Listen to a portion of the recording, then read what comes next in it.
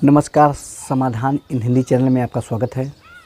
आज के वीडियो में मैं नेगेटिव कैपेबिलिटी के बारे में बात करूंगा। यह एक लिटरेरी टर्म है जिसका प्रयोग सर्वप्रथम जॉन कीट्स ने विलियम शेक्सपियर के लिए किया था। नेगेटिव कैपेबिलिटी एक प्रकार की नकारात्मक क्षमता होती है जिसमें कोई लेखक या कवि अपने आप को अपने किसी कैरेक्टर में प्रतिबिंबित कर देता है, यानी वह उस कैरेक्टर में अपने आप को देखता है। ऐसा नहीं है कि केवल विलियम शेक्सपियर ने ही निगेटिव कैपेबिलिटी का प्रयोग किया है, बल्कि स्वयं जॉन कीट्स ने भी इस टर्म का प्रयोग किया है। जॉन कीट्स ने एक ओड लिखा था जिसका नाम था ओड टू अ नाइटिंगेल। इस पोएम में नाइटिंगेल ने जो भी सोच रहा था या बोल रहा था, ऐसा लगता था कि वह जॉन कीट्स की अपनी विचार या सोच थी। पोएम में नाइटिंगेल के गीत को बहुत ही मधुर और मन को आकर्षित करने वाला बताया गया है।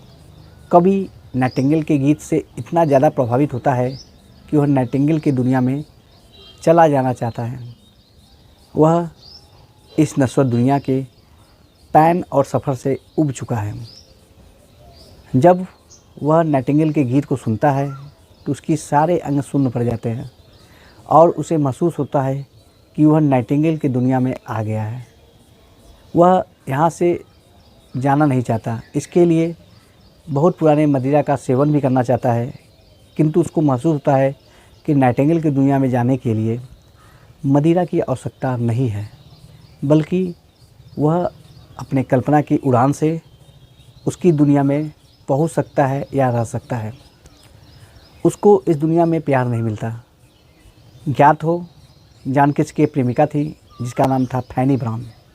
वह फैनी ब्राउन से बहुत प्यार करता था, किंतु फैनी ब्राउन के लिए यह सब आसान नहीं था और उसने कीट्स को वह उचित प्यार नहीं दिया जिसको वह पाना चाहता था।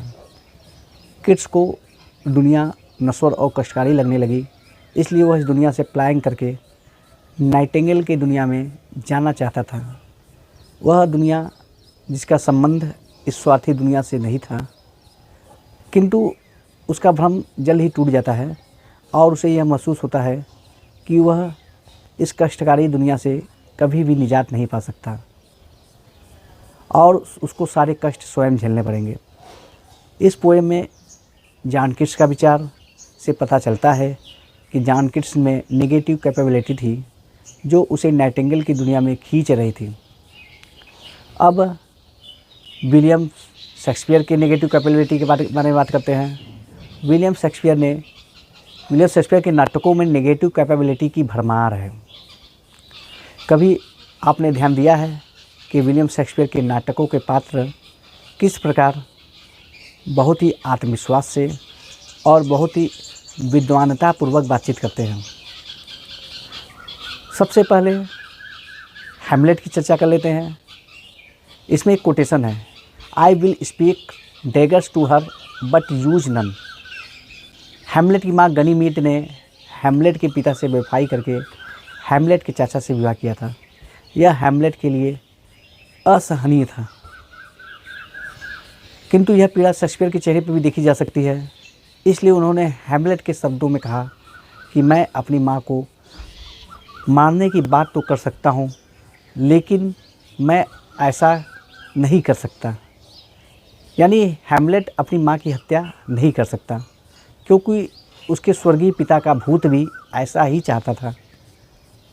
हैमलेट में ही विलियम शेक्सपियर ने एक कोटेशन दिया था जो इस प्रकार है, when sorrows come they come not single spice but in battalions.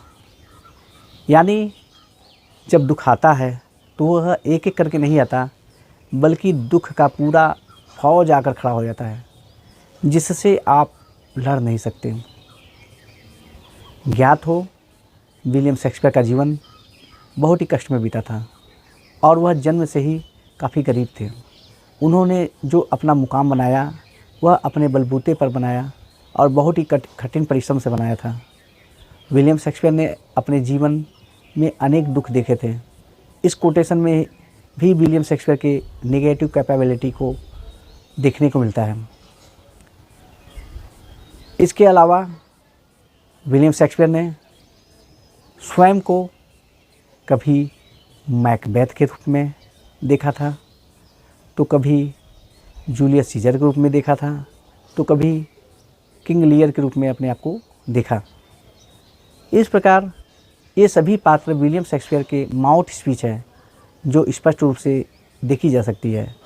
William Shakespeare को स्वयं ज्ञात नहीं था कि वे क्या कर रहे हैं, किंतु जब जॉन कीट्स ने विलियम शेक्सपियर के नाटकों का अध्ययन किया तो उससे पता चलता है कि यह टेंडेंसी जो विलियम शेक्सपियर में पाई गई उसे नेगेटिव कैपेबिलिटी कहते हैं। नेगेटिव कैपेबिलिटी इमेज कवि या लेखक स्वयं कुछ न कहकर बल्कि अपने विचार को अपने पात्रों के माध्यम से कहता है। तो आपको समझ में आ गया होगा कि नेगेटिव कैपेबिलिटी क्या है। आज के वीडियो में बस इतना ही। आशा करते हैं आपको मेरा यह वीडियो पसंद आया होगा। यदि आपको मेरा यह वीडियो पसंद आया है तो मेरे इस वीडियो को लाइक कीजिए और अपने दोस्तों के बीच में शेयर कीजिए। कुछ कमेंट लिखना हो तो अवश्य लिखें, और यदि अभी तक आपने मेरे चैनल समाधान इन हिंदी को सब्सक्राइब नहीं किया है तो जल्दी से सब्सक्राइब कर लें और साथ ही साथ घंटी का बटन भी चालू कर लें, ताकि जब भी मैं कोई वीडियो अपलोड करूं तो उसकी सूचना आपको मिलती रहे। नमस्कार।